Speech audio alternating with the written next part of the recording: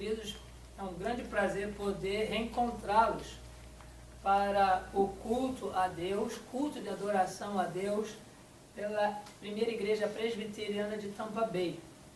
Nós estamos bastante felizes e muitos ainda um pouco cansados, tendo em vista todas as atividades que ocorreram ontem, no dia 7 de março, em comemoração ao nosso primeiro aniversário. Dá para notar que a minha voz não está tão perfeita como estivesse antes, mas nós queremos agradecer, que não é somente por estar falando, mas é por realmente a mudança de clima, essas coisas todas, mas nós realizamos o nosso serviço a Deus e contamos, graças ao Senhor, com a ajuda de muitas pessoas. O culto foi realizado ontem e creio que Deus assim o recebeu no nosso coração. Hoje, já no dia 8 de março, nós queremos também agradecer a Deus por esse encontro e por extensão, também parabenizar a todas as mulheres pelo Dia Internacional da Mulher. Nós sabemos que a mulher, como feitura de Deus, da costela de Adão, ela veio para complementar o trabalho do marido como auxiliadora idônea. E durante toda a história da humanidade, nós vemos as mulheres cumprindo fielmente a sua função e hoje, em todos os escalões da sociedade, nós vemos a figura feminina. Nós queremos com isso parabenizar as mulheres, dizer que Deus as abençoe e que nas dificuldades que têm enfrentado na sociedade, dentro da própria família, que Deus lhes dê sabedoria e forças, não somente para esta dificuldade, mas principalmente para vencer. Quero também mais uma vez registrar a cooperação e o auxílio que temos recebido aqui do reverendo Cássio, da igreja em Belo Horizonte, que está aqui juntamente com as suas filhas, nos prestigiando e apoiando esse nosso ministério. Deus abençoe também a sua vida durante o período que aqui ficará. Sabemos que são apenas alguns meses, mas nós esperamos que seja um período abençoado para ele e toda a sua família. Gostaria de convidar os queridos para que abram as suas Bíblias e possam acompanhar a leitura da Palavra de Deus conforme se encontra na Epístola do Apóstolo Paulo aos Romanos, capítulo 5. E leremos do verso 12 ao verso 21. Epístola do Apóstolo Paulo aos Romanos, capítulo 5, verso de 12 a 21. Enquanto os irmãos estão procurando, gostaríamos apenas de fazer um lembrete. Durante este ano nós estamos trabalhando sobre o tema de crescer no conhecimento de Deus. E a palavra de Deus que nos informa, nos instrui a respeito do nosso Senhor. No mês de janeiro nós tivemos a oportunidade de nela extrairmos instrução para crescermos na adoração. No mês de fevereiro, para crescermos na consciência de pecado. E agora, no mês de março, nós estamos também extraindo da palavra de Deus o nosso crescimento sobre o efeito da graça de Deus na nossa vida. E a Epístola de Paulo aos Romanos, no capítulo 5, a partir do verso 12, introduzem este ensino, essa reflexão para nós. E o registro assim nos instrui, a partir do verso 12. Portanto, assim como por um só homem entrou o pecado no mundo, e pelo pecado a morte, assim também a morte passou a todos os homens, porque todos pecaram. Porque até o regime da lei havia pecado no mundo, mas o pecado não era levado em conta quando não há lei. Entretanto, reinou a morte desde Adão até Moisés, mesmo sobre aqueles que não pecaram, à semelhança da transgressão de Adão, o qual prefigurava aquele que havia de vir. Todavia, não é assim o dom gratuito como a ofensa. Porque se pela ofensa de um só morreram muitos, muito mais a graça de Deus e o dom da graça de um só homem, ou seja, Jesus Cristo, foram abundantes sobre muitos. O dom, entretanto, não é como no caso em que somente um pecou. porque o julgamento derivou de uma só ofensa para a condenação, mas a graça transcorre de muitas ofensas para a justificação. Se pela ofensa de um e por meio de um só reinou a morte, muito mais os que recebem a abundância da graça e o dom da justiça reinarão em vida por meio de um só, a saber, Jesus Cristo. Pois, assim como por uma só ofensa veio o juízo sobre todos, os homens para a condenação, assim também por um só ato de justiça veio a graça sobre todos os homens para a justificação que dá a vida. Porque, como pela obediência de um só homem muitos se tornaram pecadores, assim também, por meio da obediência de um só, muitos se tornarão justos. Sobreveio a lei para que avultasse a ofensa, mas onde abundou o pecado, superabundou a graça, a fim de que, como o pecado reinou pela morte, assim também reinasse a graça pela justiça, para a vida eterna, mediante Jesus Cristo, nosso Senhor.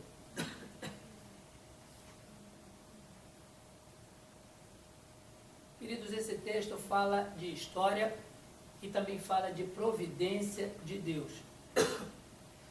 Fala sobre também termos muito comuns na Bíblia, mas que carece também para nós sempre lembrar do seu significado. Fala a respeito de pecado. A palavra pecado refere-se a qualquer falta ou transgressão em relação à lei de Deus, ou qualquer contrariedade nossa dessa própria lei. Se nós contrariamos a lei, isso é pecado. Se nós falhamos naquilo que a lei prescreve, isso também é pecado. O nosso catecismo da Igreja Presbiteriana do Brasil, tanto o breve catecismo como o maior, eles falam a respeito dessa definição. E queremos também aqui destacar a palavra graça. A palavra graça se refere a favor imerecido. Aquilo que uma pessoa recebe sem que tenha feito nenhuma coisa para isso, sem nenhum mérito. E exatamente esses são os termos que o apóstolo Paulo ele discorre neste texto que nós acabamos de ler. E isso, irmãos, nos faz também lembrar que o objetivo de Paulo escrever aos Romanos era para que uma igreja formada ou por judeus que residiam em Roma, como também por gentios que se converteram ao Evangelho, mas seja lá qual grupo essa igreja pertence, os membros dessa igreja pertencem, eles estão muito afetos a termos jurídicos.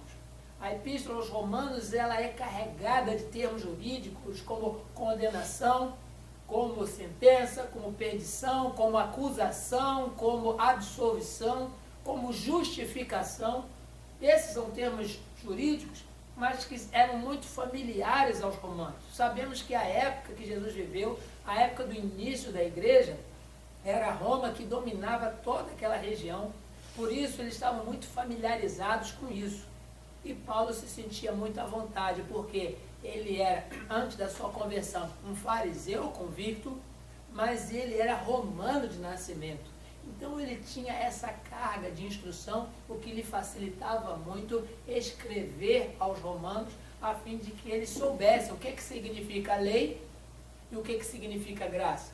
O que significa escravidão e o que significa liberdade. O que significa misericórdia e o que significa graça. Aí sim é que entra informação nova para aquele povo. Mas nós, irmãos, vamos meditar nesta oportunidade sobre a aplicação e a eficácia da graça de Deus. Sabemos nos capítulos anteriores da Epístola aos Romanos, e é claro, um pouco mais além, que a lei, ela tinha para com o povo de Israel uma pressão que fazia com que eles obedecessem de qualquer forma, a fim de estarem prontos para se apresentar diante de Deus.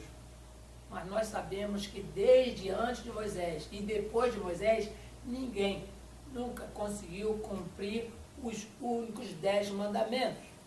Ou cumpria, um falhava no outro, ou até tentava cumprir 9 e falhava em um só. Mas é a própria palavra de Deus que nos diz que se nós procurarmos cumprir toda a lei e tropeçarmos num só ponto, nós somos julgados por todas as outras coisas também. Por isso, queridos, a aplicação e eficácia da graça, primeiramente no texto que nós temos lido, nos ensina que somente pela graça é que a nossa ofensa para com Deus é perdoada. Não há condições nenhuma em nós, mesmo entendendo que a lei tem todos os pontos para nos acusar, não há o que nós podemos fazer para sermos perdoados por Deus. Isso é algo que vem de Deus a nós. A graça, ela vem sobre nós muito antes de nós nascermos. É o apóstolo Paulo que também escreve a sua epístola aos Efésios, no capítulo 1, verso 4, dizendo que Deus nos escolheu antes da fundação do mundo. Ou seja, a graça, ela já foi liberada por Deus para nós antes do mundo ser criado. E na nossa existência, essa graça nos alcançou. E a pergunta que nós fazemos é, será que alguém fez alguma coisa para receber esse atributo, esse favor de Deus? Não, queridos. Nenhum de nós fez nada. É algo que vem de Deus.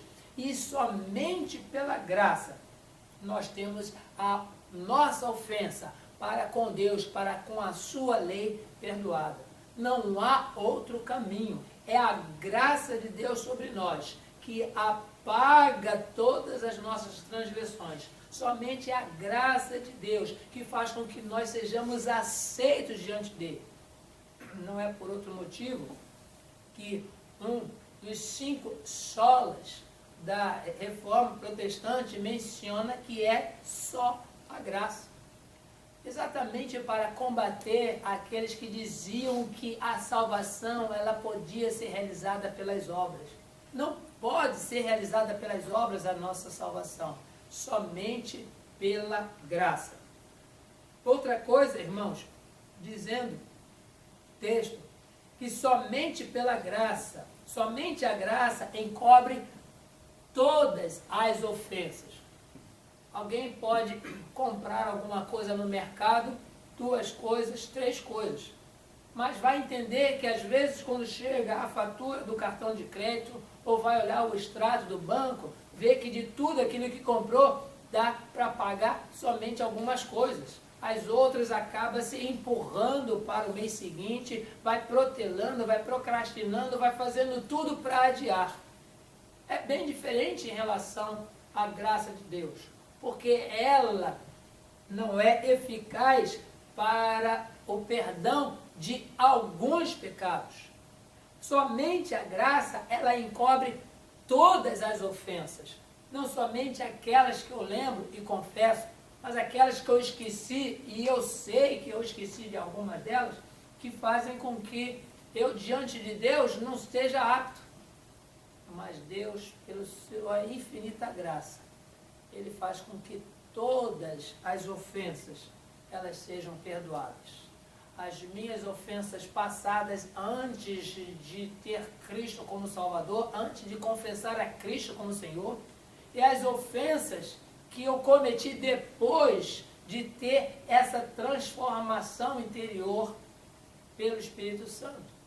A graça, ela encobre todas as transgressões, todas as ofensas, de forma que eu possa me dirigir a Deus pessoalmente e falar com Deus, porque por esta graça eu consigo entender e ver em Jesus Cristo aquele que, sendo um só, ele fez com que todas as ofensas e transgressões de muitos fossem apagadas, fossem tiradas da conta do pecador. Lembremos que o apóstolo Paulo ele começa o seu discurso falando a respeito de Adão. Ele diz que por causa de um só veio todo o pecado da humanidade. Ou seja, já que um pecou, todos pecaram. Mas depois, no plano de Deus, por causa de um só, aí já não está fazendo referência a Adão, nossos primeiros pais, nosso primeiro pai, mas está fazendo referência a Jesus. Por causa desse um, a graça, ela alcançou a muitos. Por isso que é o próprio apóstolo Paulo que vai fazer referência a Jesus como sendo o segundo Adão. Adão, ele veio e pela desobediência todo o pecado veio para a humanidade. Mas Jesus, pela sua obediência, fez com que a graça alcançasse a muitos, dos quais nós fazemos parte como povo de Deus. Queridos, não apenas somente pela graça que a nossa ofensa a Deus é perdoada, mas também somente a graça encobre todas as ofensas. Mas o texto também ele caminha conosco dizendo, somente a graça materializa o amor de Deus em Cristo. Saber que Deus ama, saber que Deus perdoa, sabendo que Deus, ele tira todas as nossas transgressões, isso é algo maravilhoso. Mas nós vimos este amor materializado em Jesus, desde o seu nascimento, porque os profetas anunciavam que em Belém nasceria o Salvador, que o seu nome seria Emanuel, que significa Deus conosco, que também no anúncio do anjo a Maria diz que o nome seria Jesus, porque este salvaria o seu povo dos seus pecados. Jesus é a materialização da graça de Deus, e ele durante o seu ministério, ele pregou a justiça, pregou o amor, não somente purificou leprosos, não apenas expeliu demônios, não apenas curou enfermos, mas ele salvou pessoas durante o seu ministério e continua salvando até hoje. Porque o que ele fez na cruz do Calvário foi morrer no meu lugar, foi morrer no seu lugar também. Sim, queridos, a graça, ela materializa o amor de Deus em Jesus Cristo. Jesus Cristo, ele veio a esse mundo para que nós vimos qual é a forma da graça de Deus, para que nós pudéssemos ver que tudo aquilo que foi falado antes pelos nossos pais, pelos profetas, hoje se caracteriza em Jesus Cristo. É assim que o autor da Epístola aos Hebreus começa a sua carta, dizendo, tendo outrora ouvido aos nossos pais pelos profetas a respeito de Deus, agora nós entendemos tudo isso porque nós vemos a Jesus. Nós conhecemos a Jesus. Nós sabemos e somos testemunhas da sua ressurreição. Sim, queridos, Jesus, ele é a materialização, é o Deus encarnado, é o Deus conosco, é a graça que nos faz novamente ser aceitos diante de Deus. Outra coisa, irmãos, que o texto nos diz é que somente a graça salva em um único ato. No verso 15 nós lemos, todavia não é assim o dom gratuito como ofensa, porque se pela ofensa de um só morreram muitos, muito mais a graça de Deus e o dom pela graça de um só homem, Jesus, foram abundantes para com todos. E menciona mais ainda no verso 16, o dom, entretanto, não é como o caso em que somente um pecou porque o julgamento derivou de uma só ofensa para a condenação, mas a graça transcorre de muitas ofensas para a justificação. Sim, queridos, a graça salva em um único ato. Ela não vai salvando à medida que a gente vai vivendo. Ela não vai completando-se a si mesmo durante a nossa existência, de tropeçar e cair, de seguir, de caminhar. Não, é um ato de Deus. Como a justificação é um ato de Deus, como a adoção é um ato de Deus, como a regeneração é um ato de Deus. A graça, ela salva em um único ato. A única coisa na vida cristã que é um processo chama-se santificação. Todos os dias da nossa vida, nós precisamos experimentar um passo a mais e além na santificação. Mas a graça salvou em um único ato. A justificação nos faz nos apresentar diante de Deus também como um único ato. A adoção nos faz filhos de Deus e é um ato só. A gente não continua sendo adotado dia após dia. Fomos adotados e acabou. Fomos justificados e acabou. Fomos salvos e é suficiente pela graça de Deus.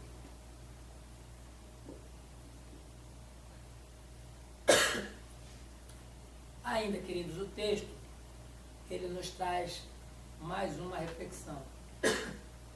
Que além da graça que salva em um único ato, somente a graça sobrepõe as ações do pecado.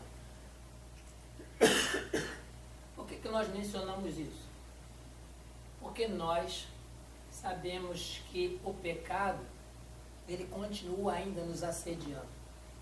A nossa natureza humana, infelizmente, nos faz observar coisas ao nosso redor e perder a nossa visão do nosso alvo, que é Cristo. Mas o texto nos diz, no verso 20, sobreveio a lei para que avultasse a ofensa. Viram a questão que nós estamos falando? Que a graça sobrepõe as ações do pecado, porque onde abundou o pecado, superabundou a graça. Ou seja, ela transbordou, ela foi muito mais além. Não significa aqui que todas as pessoas estão liberadas para pecar à vontade porque estão debaixo da graça de Deus. Não.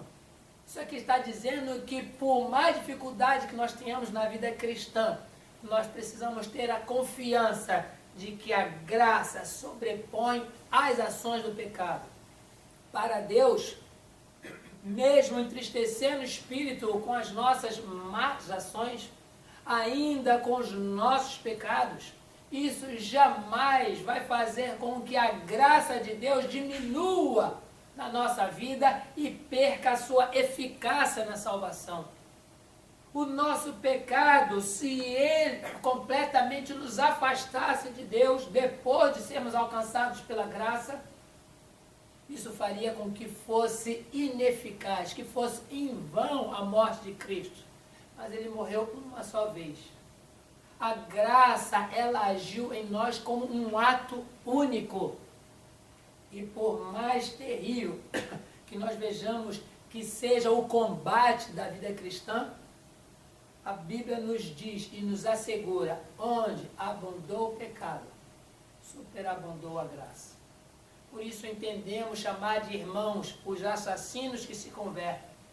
Entendemos chamar de irmãos aqueles que estão envolvidos no tráfico, que são viciados em todas as drogas. Aqueles que se prostituem, aqueles que são os corruptos no poder público, ou até aqueles que são viciados em mentir ou fazer fofoca. Todas essas pessoas, uma vez conhecendo a Jesus, eles começam a travar um conflito espiritual para não continuar vivendo como viviam antes. Mas por mais que haja deslize, por mais que haja dificuldade na sua vida, a palavra de Deus nos assegura, onde abundou o pecado, superabundou a graça. Daí nós lembrarmos daquele malfeitor que foi morto com Jesus, merecedor efetivamente do seu castigo de acordo com as leis romanas, ser crucificado, morto publicamente. Nós não sabemos a ficha policial daquele moço, mas uma coisa era certa, ele estava morrendo por uma causa justa, estava morrendo justamente porque é ele mesmo que confessa ao seu outro colega de pena, dizendo, nós na realidade estamos aqui de forma justa, porque nós cometemos coisas que aborreceram o governo romano, mas esse aqui que mal fez. Era aquele malfeitor que admitia que andava errado e que merecia morrer daquele jeito. Mas é aquele mesmo malfeitor que diz que Jesus era inocente. E a Jesus ele dirige as palavras, lembra-te de mim quando entrares no teu reino.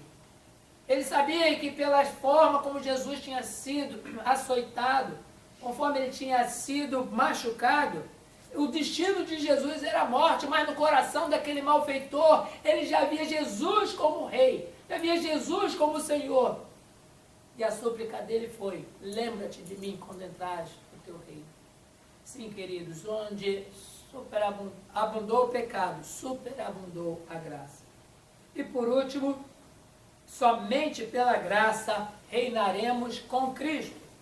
Diz o verso 21, a fim de que, como o pecado reinou pela morte, assim também reinasse a graça pela justiça para a vida eterna, mediante Jesus Cristo nosso Senhor. Outra vez, a fim de que, como o pecado reinou pela morte, assim também reinasse a graça pela justiça para a vida eterna, mediante Jesus Cristo, o nosso Senhor. Sim, queridos, somente pela graça reinaremos com Cristo. Somente a graça sobrepõe as ações do pecado. Somente a graça salva em um único ato. Somente a graça materializa o amor de Deus em Jesus Cristo. Somente a graça encobre todas as transgressões. Somente pela graça é que a nossa ofensa a Deus é perdoada. Este mês nós ainda teremos mais oportunidades de falar a respeito da nossa gratidão a Deus pelo perdão dos nossos pecados. A gente agradece a Deus por ter passado de ano, quem está estudando. Agradecemos a Deus pelo emprego, pela saúde, pelo carro, pela casa. Agradecemos a Deus pelos milagres chamados ordinários. Mas a nossa maior gratidão a Deus é pela salvação em Cristo Jesus. E nós estaremos falando sobre a gratidão pelos aspectos espirituais, pelos aspectos materiais e sociais que nós temos recebido, e para que nós entendamos que tudo que nós somos e tudo que nós temos, isso vem das mãos do Senhor. Por isso, para Ele toda a honra, toda a glória e todo o louvor. Que Deus assim abençoe a sua vida e faça você crescer no conhecimento de Deus através desse período da nossa reflexão. Que Deus assim te abençoe. Amém.